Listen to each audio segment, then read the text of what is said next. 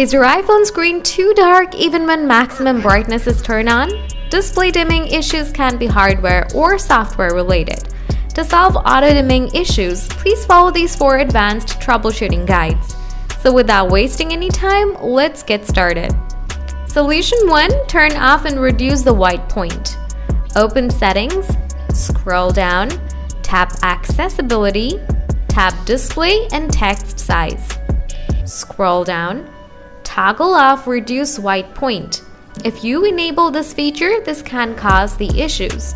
After this, now please restart your iPhone. Solution 2. Change the low light filter on iPhone. Open Setting, scroll down, tap Accessibility again, tap Zoom, scroll down, tap Zoom Filter.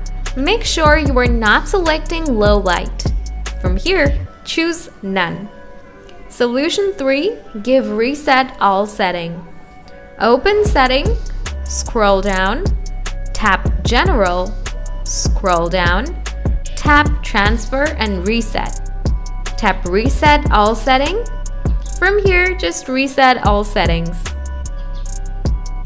After following the processes, now if you have anything to ask, please let me know in the comment section. Thanks for watching.